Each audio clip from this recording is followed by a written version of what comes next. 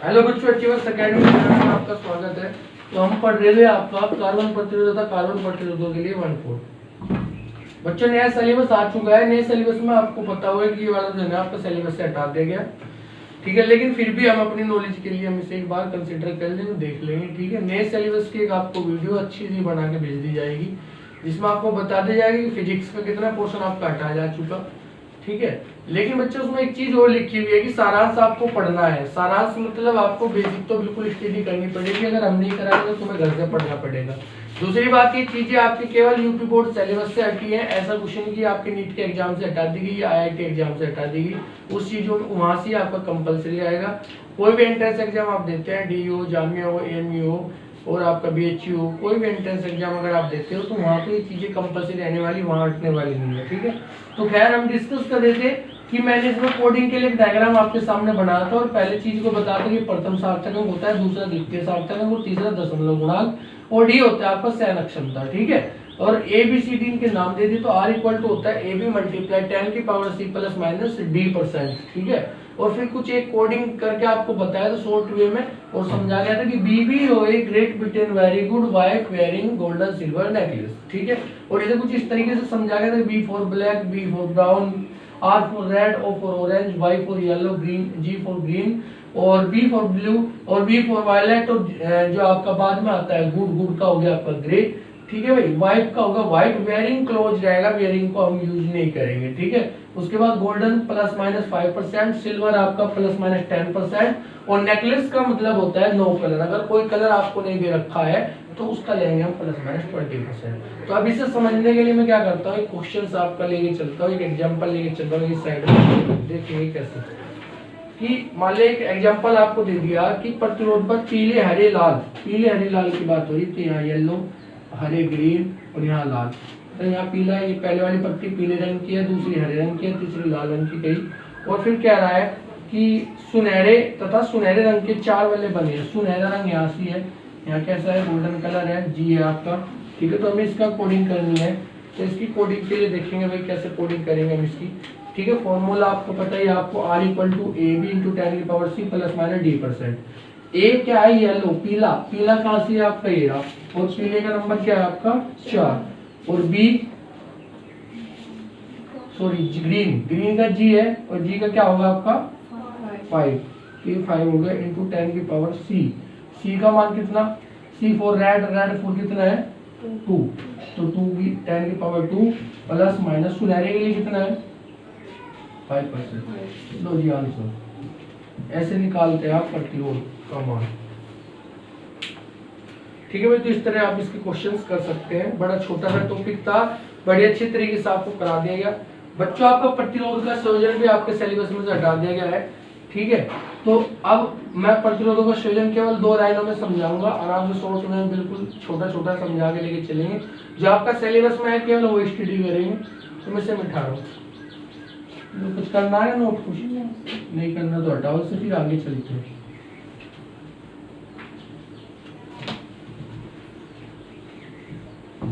तो आगे हम स्टडी करते हैं प्रतिरोधों का संयोजन।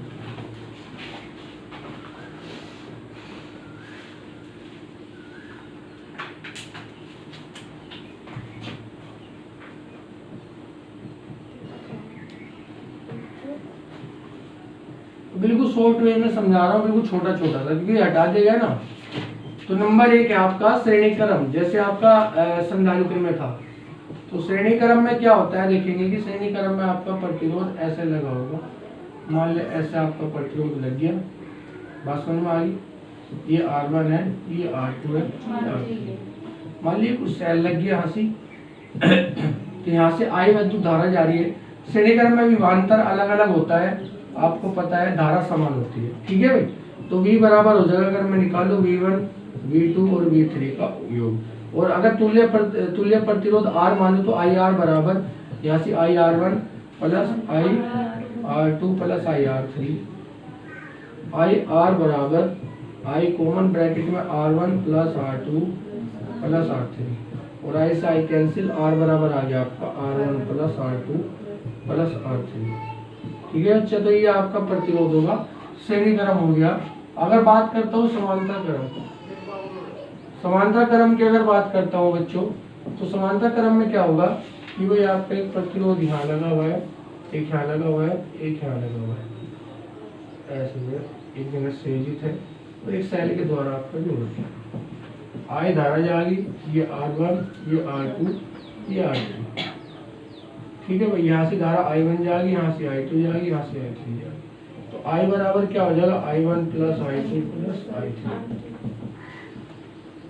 तो I1 का मान आपका हो जाएगा V/R1, V को समान जाएगा, पहले बताया गया था, V/R2 प्लस V/R2।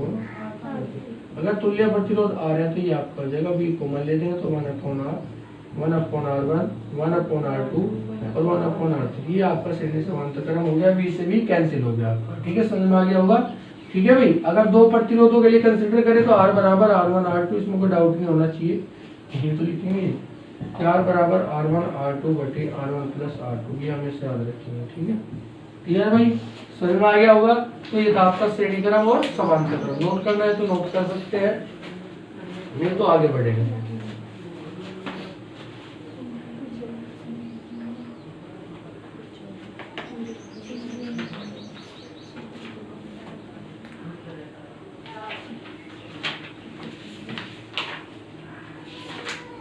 तो ऐसे बच्चे आपके जो है ना एक सब चैप्टर वैद्युत चालन आपका खत्म होता है, ठीक है। ये वैद्युत चालन आपका फिनिश हो गया इसमें।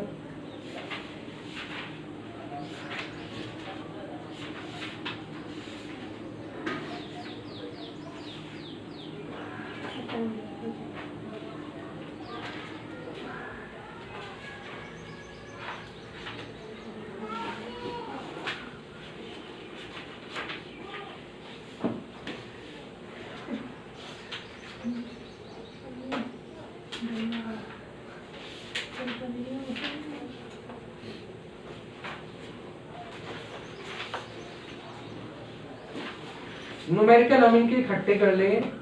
अगले चैप्टर शुरू करते हैं, इसमें सिंपल सर्किट, सरल परिपथ, क्योंकि दोनों चैप्टर एक जैसे कंबाइंड है और एनसीईआरटी में तुझे आपके सेम दे रखा है, इकट्ठा कर रखा है, तो हम भी इकट्ठे कर लेंगे, फिर इनके क्वेश्चंस बाद में देखेंगे। तो अगर अगला जो चैप्टर आपका सिंपल सर्किट, और सिंपल सर्किट खत्म होती है, सरल परिपथ खत्म होती है, आप ये मान लेना कि आपका जो है ये वैद्युत वाला चैप्टर भी आपका खत्म हो जाएगा। फिर उसके बाद मैग्नेटिक चलेगा आपका, इलेक्ट्रोमैग्नेटिक इफेक्ट, मैग्नेटिक इफेक्ट।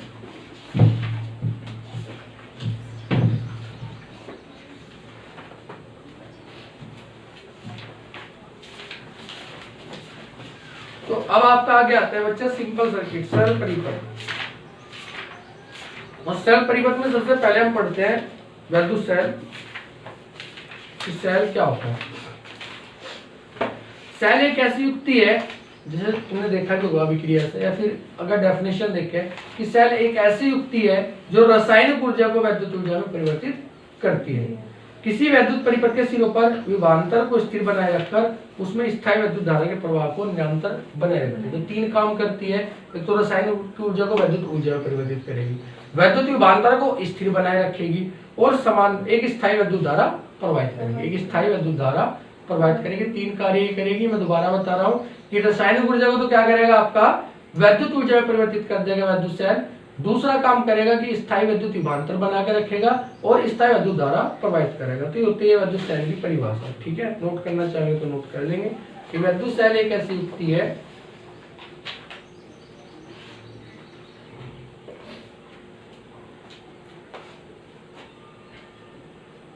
उसकी डेफिनेशन नोट कर लेंगे भाई। तो रासायनिक ऊर्जा को वैद्युत ऊर्जा में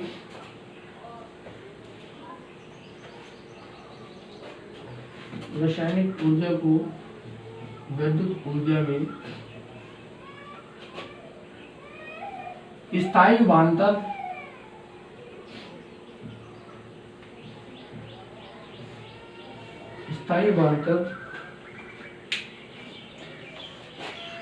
बनाते हुए स्थायी वैद्युत धारा प्रवाहित करती है।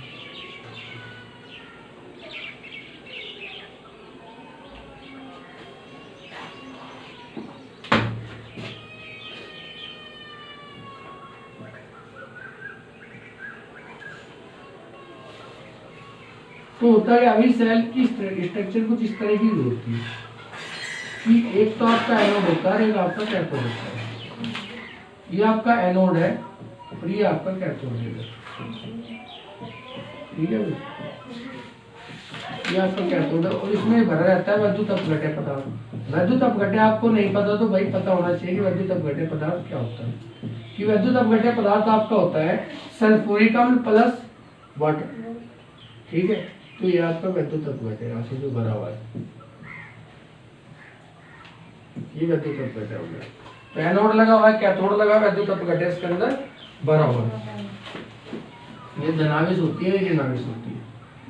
और इसे ऐसे तार के द्वारा विद्युत धारा ऐसे चलती है धनावेश से ऋणावेश से, ठीक है भाई।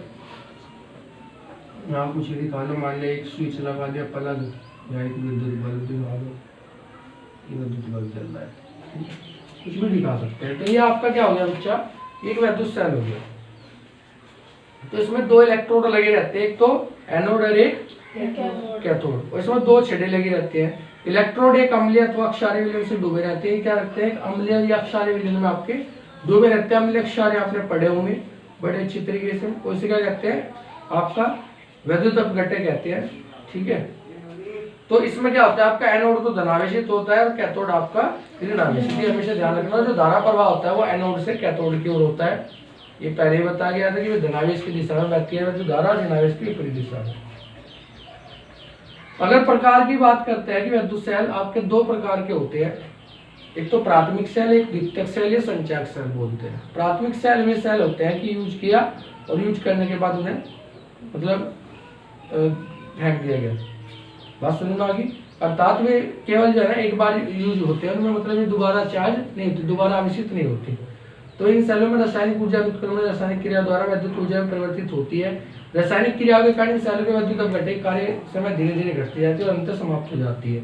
अर्थात इनकी जो विद्युत अपघट्य की जो अभिक्रिया हो रही है, केमिकल रिएक्शन होती है, रासायनिक अभिक्रिया, तो जैसे जैसे आपका समय बढ़ता है उस समय के साथ साथ ये अभिक्रिया आपकी कम होती चली जाती है और बाद में फिर अभिक्रिया नहीं होती, तो ये आपके लिए यूजलेस हो जाते हैं। जैसे तुम घंटे वगैरह में सेल लगाते हो कि एक बार यूज किया और फिर फेंक दिया, वो दोबारा आपका चार्ज नहीं होता। तो बहुत सारी ऐसी चीजें हैं जो आप जो है एक बार यूज करते हैं, बहुत सारे सेल ऐसे है वो यूज करने के बाद फिर आप फेंक देते हैं, ठीक है। दूसरा होता है द्वितीयक सेल।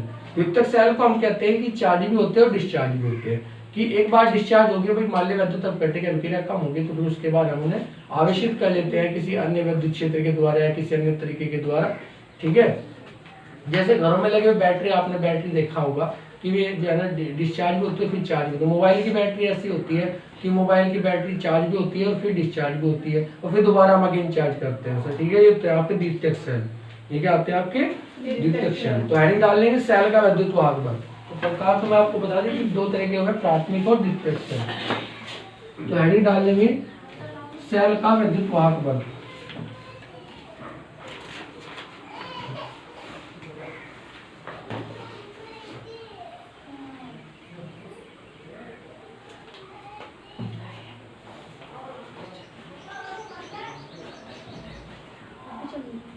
सेल का विद्युत वाहक बल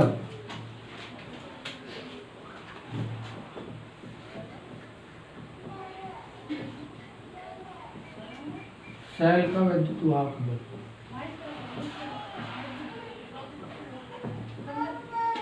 सेल का विद्युत वाहक बल देखो होता क्या है कि जैसे सेल के टर्मिनल, दोनों टर्मिनल में किसी बाह्य प्रतिरोध से जोड़कर परिपथ को पूर्ण कर देते हैं। जैसे हमने एक बल्ब लगा रखा था कि भाई एनोड और कैथोड के बीच में एक बल्ब लगा दिया, तो करने में क्या होता है कि धारा प्रवाह होता है, एक धारा प्रवाहित होती है।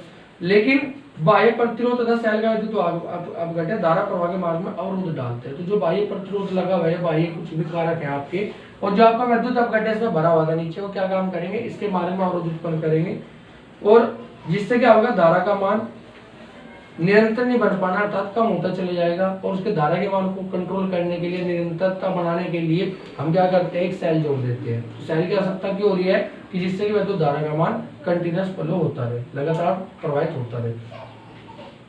तो हम अगर इसमें कहते हैं कि भाई अब विद्युत वाहक बल क्या होता है, तो एकांक आवेश को सेल से पूर्ण परिपथ में एक बार प्रवाहित करने में सेल द्वारा दी गई ऊर्जा का सेल का विद्युत वाहक बल कहलाता है। और साथ में इसका फॉर्मूला का लिख दी, इससे कुछ ज्यादा समझना होगा कि E बराबर होता है W/Q। ये विद्युत वाहक बल का सूत्र है कि E बराबर W/Q। तो मीन्स एकांक आवेश को, जो आपका आवेश कितना है वो एकांक आवेश को सेल सहित पूर्ण परिपथ में, सेल सहित पूर्ण परिपथ अर्थात जिसमें बाह्य प्रतिरोध भी आपका लगा हुआ है, तो पूर्ण परिपथ में एक बार प्रवाहित करने में सेल द्वारा दी गई ऊर्जा को, सेल जो ऊर्जा दे रहा है, सेल द्वारा दी गई ऊर्जा को एकांक कूलम्ब आवेश के प्रभाव को किसी विद्युत परिपथ में प्रवाहित करने में किया गया कार्य, उसका क्या कहलाता है, विद्युत वाहक बल कहलाता है। बात समझ में आ गई भाई। तो सेल द्वारा दी गई ऊर्जा को सेल का विद्युत वाहक बल कहते हैं। कैपिटल ई से प्रदर्शित करते हैं। ई बराबर क्या होता है आपका W/Q। मात्रक क्या हो जाएगा, जूल पर कूलम्ब। मात्रक क्या हो जाएगा, जूल पर कूलम्ब हो जाएगा आपका, ठीक है, या वोल्ट,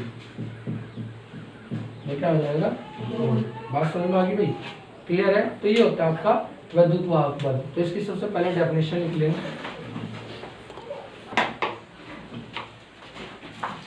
तो अब आज में आगे दिया है सेल का टर्मिनल विभवांतर। सेल का टर्मिनल विभवांतर, कि सेल का टर्मिनल विभवांतर क्या होता है। तो इसमें देखेंगे कि क्या होता है कि टर्मिनल की बात हो रही, तो दो टर्मिनल के बीच की हम बात करेंगे कि एकांक आवेश को किन्हीं दो टर्मिनलों के बीच एक बार प्रवाहित करने में वह ऊर्जा या किया गया कार्य, उसका टर्मिनल विभवांतर कहलाता है। बात समझ में आ गई। तो दो टर्मिनल के बीच की बात करें, टर्मिनल होते हैं सिरे। टर्मिनल क्या होते हैं, सिरे, कि जैसे मान लो कोई परिपथ है तो उसका कोई एक पॉइंट जहां से आप लेके चल रहे हैं, एक सिरा जहां से है ना कहीं जुड़ रहे हैं दो भाग, तो उसे टर्मिनल बोल देते हैं। तो टर्मिनल तो कह दिया कि एक किसी आवेश को किसी एक टर्मिनल से दूसरे टर्मिनल तक एक बार ले जाने में वह ऊर्जा या किया गया कार्य, उसका विद्युत क्या कहलाता है, टर्मिनल विभवांतर कहलाता है। विद्युत टर्मिनल विभवांतर कहलाता है। इसे कैपिटल V से प्रदर्शित करते हैं और इसका जो फॉर्मूला है वो क्या हो जाएगा आपका, टर्मिनल विभवांतर की बात कर रहा हूँ, तो V बराबर हो जाएगा आपका W/Q। V बराबर होता है आपका W/Q। बात समझ में आ गई भाई, ठीक है। और चूंकि आपको पता है V बराबर होता है IR भाई, अगर R प्रतिरोध जुड़ा हुआ है, बाह्य प्रतिरोध R है, उसमें I धारा प्रवाहित हो रही है, तो V बराबर क्या हो जाएगा, इसे ऐसे भी लिख देते हैं IR बराबर इसके बराबर है, ठीक है। ये होता है आपका टर्मिनल विभवांतर। मात्रक पहले वाला वही कि जूल पर कूलम्ब, ठीक है भाई। नेक्स्ट आता है आपका आंतरिक प्रतिरोध। नेक्स्ट आता है आपका आंतरिक प्रतिरोध। समझ के लेके चलेंगे अच्छी तरीके से। सिलेबस में हो या ना हो मुझे नहीं पता, लेकिन ये जो चीजें आपको पढ़ाई जा रही ये आपकी डेली लाइफ में बहुत ज्यादा है। हर चीज आपकी डेली लाइफ में जोड़ी, सेल भी जोड़ा, टर्मिनल विभवांतर भी जोड़ा और आंतरिक प्रतिरोध भी। तो होता क्या है कि जैसे हम बात करते हैं कि कोई चालक है, चालक में धारा का मार्ग, चालक क्या करता है, चालक का जो जिस पदार्थ को बना होता है वो पदार्थ धारा के मार्ग में अवरोध उत्पन्न करता है, तो उसका क्या कहलाता है, प्रतिरोध कहलाता है। उसका क्या कहलाता है, प्रतिरोध कहलाता है। ऐसे ही जब आपका सेल में विद्युत धारा प्रवाहित होती है तो वो विद्युत अपघट्य से प्रवाहित होती है, तो विद्युत अपघट्य क्या करता है, धारा के मार्ग में अवरोध उत्पन्न करता है, तो इसलिए हम इसे बोल देते हैं सेल का आंतरिक प्रतिरोध। क्या बोल देते हैं, सेल का आंतरिक प्रतिरोध। तो हम क्या डेफिनेशन कह सकते हैं कि सेल के अंदर विद्युत अपघट्य धारा के मार्ग में अवरोध उत्पन्न करता है, इसे सेल का आंतरिक प्रतिरोध कहते हैं। इसे स्मॉल r से प्रदर्शित करते हैं। मात्रक वही ओम, मात्रक इसका भी ओम होता है, कोई अलग से कोई मात्रक नहीं होता, ठीक है भाई। अगर हम इसे दिखाना चाहें तो कैसे दिखा लेंगे कि मान लें कभी भी आप सेल की स्ट्रक्चर बनेगी तो इस तरह की बनेगी, ठीक है। ऐसे दिखाते हैं हम इसे, इसमें आंतरिक प्रतिरोध R लगेगा, इसका सिंबल हो जाएगा इस तरह का।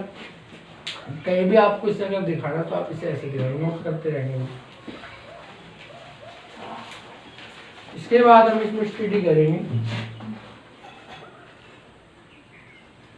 विद्युत सेल के आंतरिक प्रतिरोध को प्रभावित करने वाले कारक।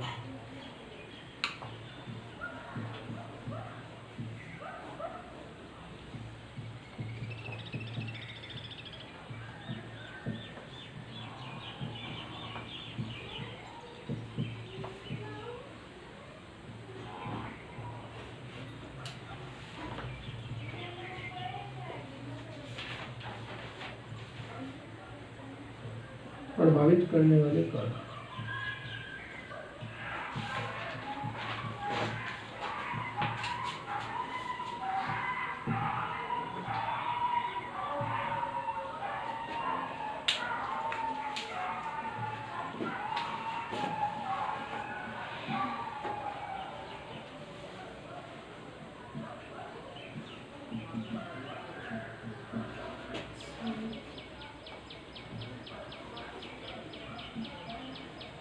तो भाई समझेंगे क्या होता है कि कौन से प्रभावित करते हैं, ठीक है।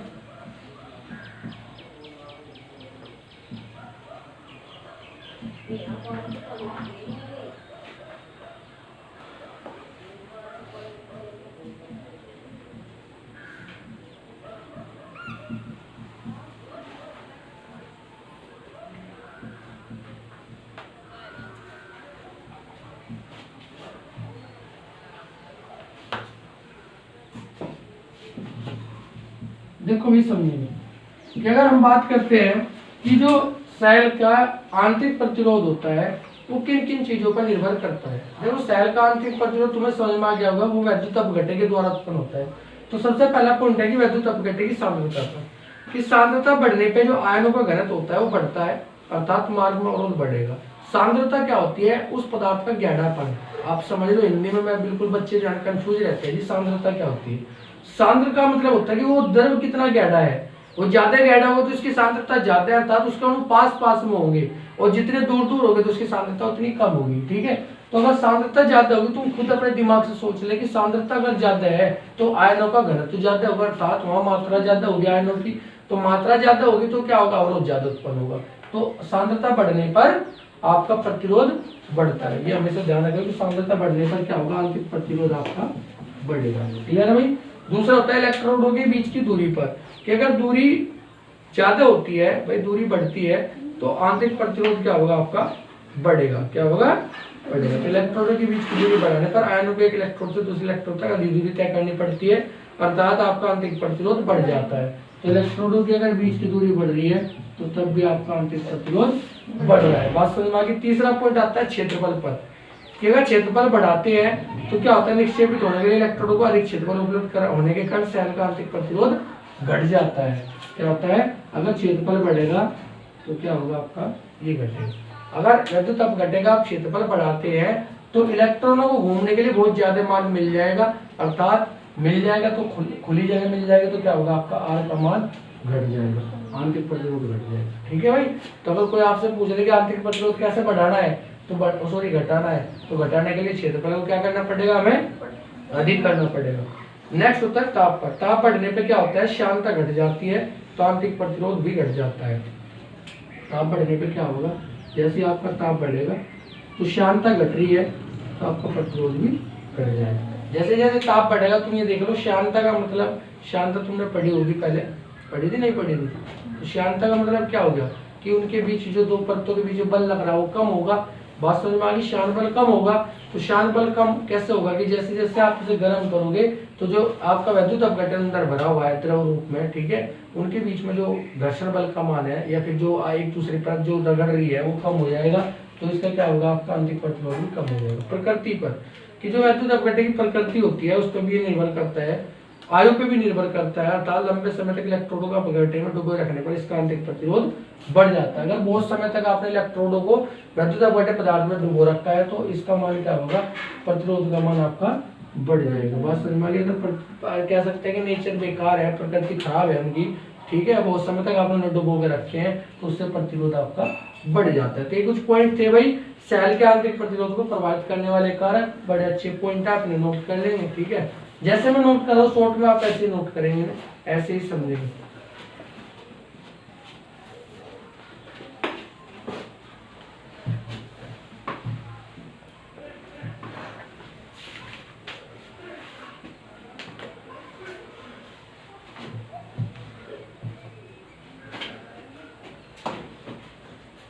हो गया? ये नोट कर लिया? चलो भाई आगे चलते हैं। इसमें नेक्स्ट आता है सेल के वैद्युत आगमन, टर्मिनल विभवांतर तथा आंतरिक प्रतिरोध में संबंध। सेल के वैद्युत आगमन, टर्मिनल विभवांतर, सेल के वैद्युत वाहक बल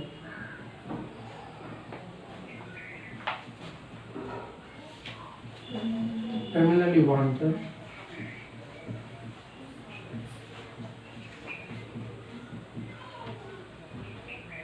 तथा आंतरिक प्रतिरोध में संबंध।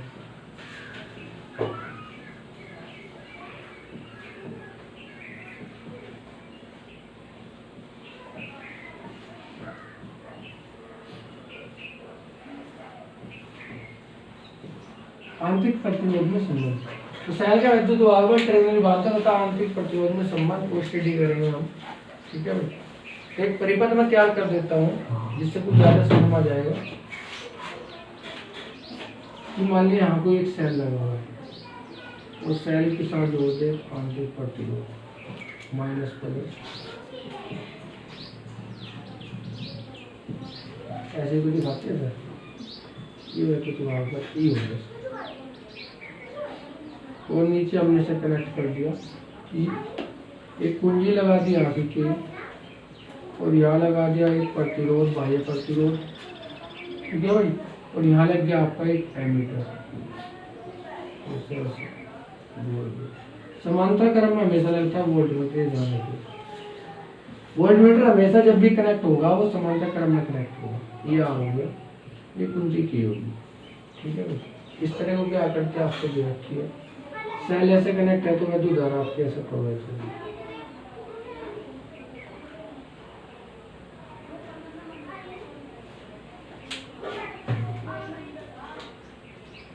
तो देखो भाई, अगर आप कुंजी को ऑन करते हैं तो कुंजी आपकी लगी है, इससे ऑन ऑफ करते हैं हम।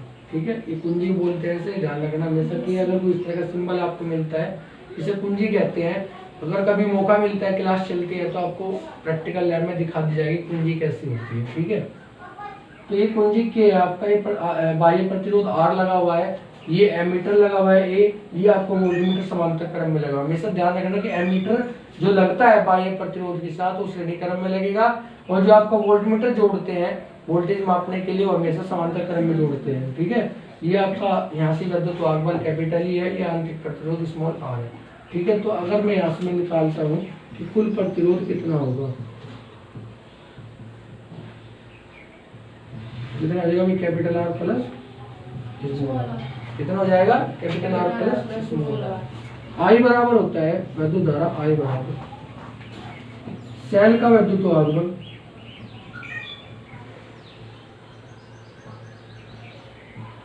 सेल का विद्युत वाहक बल बटे सेल का तुल्य प्रतिरोध, सेल का तुल्य प्रतिरोध।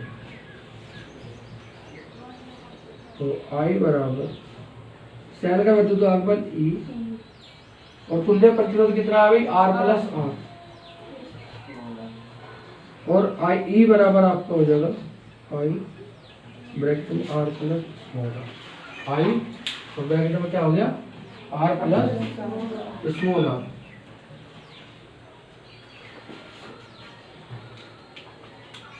तो भाई E बराबर I के अंदर मल्टीप्लाई कर लेंगे। ठीक है भाई, बात समझ में आ गई।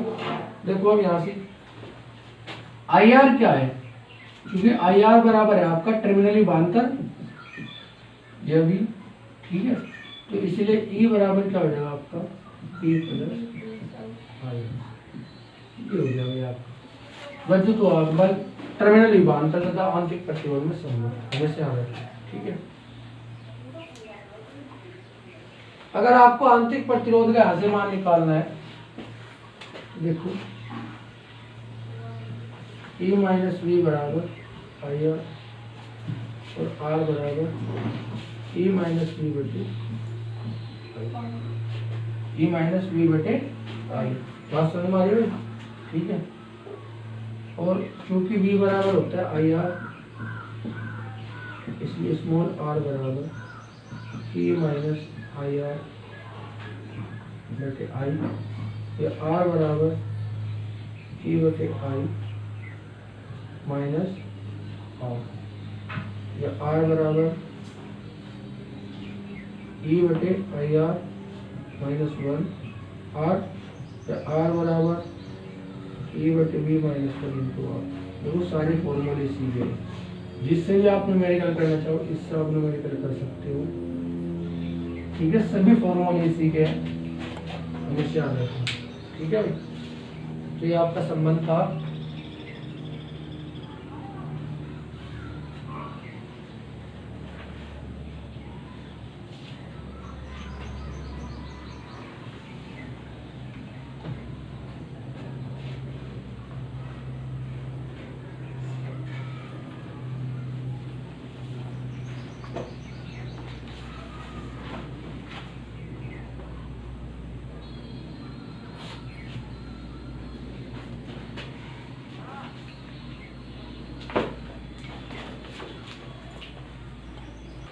तो अब इससे आगे बच्चों स्टडी करेंगे हम कि सैलो का क्रम, कि सैलो को सुयोजित कैसे करते हैं।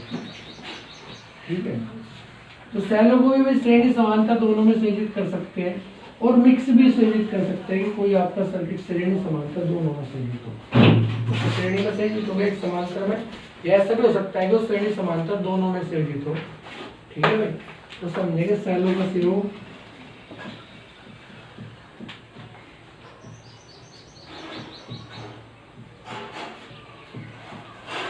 नंबर 1 श्रेणीकरण। तो शॉर्ट में समझा के लेके चलूंगा, बिल्कुल फालतू का टाइम वेस्ट नहीं करना है। कि श्रेणीक्रम संयोजन की बात करें तो ऐसे जुड़े होंगे कि भाई एक सेल जुड़ रहा एक प्रतिरोधी, एक सेल ऐसे जुड़ रहा है एक प्रतिरोधी, ऐसे जुड़ रहे होंगे। मान लिया एन सेल जोड़ दिए, कितने सेल जोड़ दिए भाई? एन सेल जोड़ दिए। कितने सेल जोड़ दिए भाई? एन सेल जोड़ दिए। और एक कैपिटल आर प्रतिरोध यहाँ लगा होगा ऐसे, और ये कुंजी उंजी आपस में निकल लें। तो मान लीजिए आपका E1 है, ये स्मॉल r है, ये E2 है, ये स्मॉल R1 ले लो, R2 ले लो, E3 है, ये Rn, सॉरी En है, ये Rn है। ठीक है भाई, ऐसे जुड़े हुए हैं। और अब आपको इसका क्या है ना, मतलब वैद्युतधारा निकाल ली इसमें कितनी होगी, तो I बराबर, देखो अगर आप ले रहे हैं भाई E1 E2 E3 En, तो सबको जोड़ना पड़ेगा। अपन में R1 R2 R नीचे वो लेना पड़ेगा। जैसे कि आप लिख दो भाई I बराबर E बटे capital R plus small r। सारा चेंज यही तो होना, R लिमिट सीमित रहेगा, ये भी इसमें कांस्टेंट रहेगा। चेंज किसमें हो रहा है? E में और R। अगर मैं कह दूं E1 बराबर E2 बराबर SO, En बराबर क्या कैपिटल E, और मैं कह दूं कि आंतरिक प्रतिरोध भी आपका भाई समान है, R1 बराबर R2 2 RN बराबर, तब I बराबर क्या हो जाएगा आपका एन ई बटे आर प्लस एन। बात समझ में आई? ठीक है। और अगर आपको नहीं एन आर का पता तो फिर R1 R2 ऐसे अलग अलग दे रखे, तो यहाँ से निक्रम में जोड़ रहे हैं, यहाँ से R1 plus R2 plus R3 दो डाल, और सेलों को भी ऐसे जोड़ लेंगे plus E2 plus E3 plus E2 का। ठीक है, इसमें अलग अलग केस हो सकता है। कि पहला केस कि जो आपका एन आर है बहुत छोटा है, कैपिटल आर का, हम इसे छोड़ देंगे, तो I बराबर हो जाएगा आपका एन ई बटे। बात समझ में? तो इसमें क्या होता है आपका, इसमें हमें श्रेणी क्रम में जो जोड़ रहे हैं तो उसके जो है ना बहुत सा अच्छे फायदे हो, हम शक्तिशाली बैटरी बना सकते हैं। क्योंकि जो आपका फालतू का जो लॉस था वो तो हट ही गया, या नहीं मानते? तो इस क्रम को करने के बाद, इस संयोजन को करने के बाद आप शक्तिशाली बैटरी बना सकते हैं। क्या बना सकते हैं? देखा ना आपने कि बैटरी को जाना उसमें जोड़ दो, इसमें श्रेणीकरण है। तो श्रेणीकरण में जोड़ने का मतलब होता है कि उसका एनआर का मान कम हो गया, और आर का मान, जब एनआर का मान कम हो जाएगा तो इसका टोटल का मान अपने आप ही बढ़ जाएगा। ठीक है।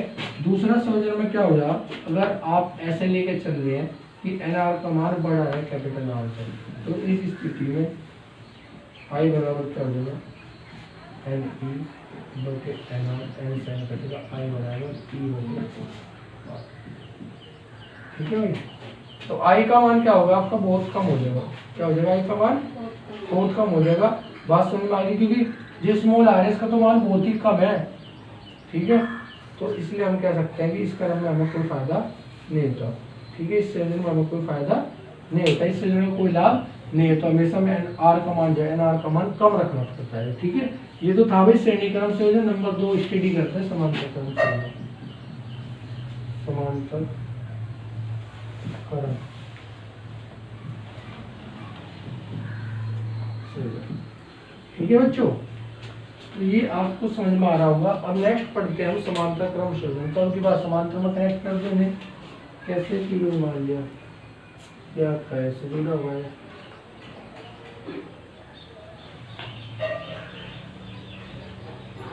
और ये ले गए ऐसे एन लिखा गया ऐसे जुड़ गया आपका प्रतिरोध पहले की तरह यार लग गया, एक पूंजी लगी, ये ऐसे बन गया आपका। ठीक है, ये E1 R1 E2 EN, ठीक है भाई, बात समझ में आ गई। पहले की तरह आई बराबर क्या होता है आपका E बटे, जैसे पहले था सेम वही। तो अगर आई बराबर में यहाँ से लिखा दूँ E1 बटे R1 E2 बटे R2 और N, ठीक है भाई, बात समझ में आ गई। और यहाँ से अगर हम निकालें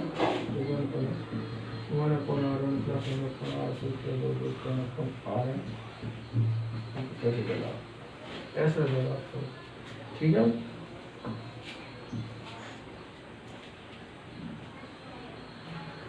तो अब अगर मैं इसमें n में, जैसे पहले n लेके चला था ना, ऐसे n लेके चल लो, चाहे आप इसे कि अगर आप n में लेके चल रहे हैं तो मीन्स i बराबर यहाँ क्या आ जाएगा आपका nr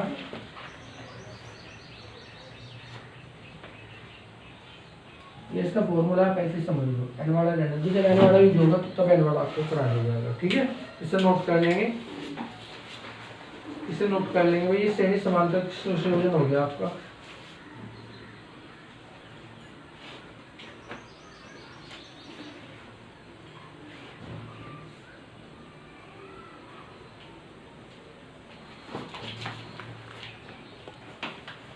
ठीक है बच्चों, तो बस आज की क्लास आपकी यहीं तक रहेगी। इस आगे क्लास कल आपकी चलेगी, और कल जो है ना बहुत इंपॉर्टेंट चीज आपकी होने वाली है, जो कल आपको कराया जाएगा। उसमें से एक क्वेश्चन 100% आपको बोर्ड एग्जाम में आने वाला है, हर बार आता है।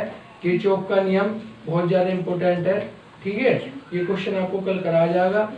और आगे का भी बहुत सारा वीट स्टोन से, तो बहुत कुछ इंपॉर्टेंट चीजें कल होने वाली है, तो कल की क्लास मिस मत करें, ठीक है। और आज की क्लास बड़ी अच्छी बेसिक क्लास है, ये भी करनी जरूरी है। वीडियो अगर अच्छी लगे तो लाइक करें, शेयर करें और चैनल को सब्सक्राइब करें, अच्छे से कमेंट छोड़ें, अन्य बच्चों से सब्सक्राइब कराएं चैनल को, जिससे कि अदर स्टूडेंट इस चैनल से जुड़ सके और ज़्यादा से ज़्यादा फायदा हो सके। थैंक यू, धन्यवाद।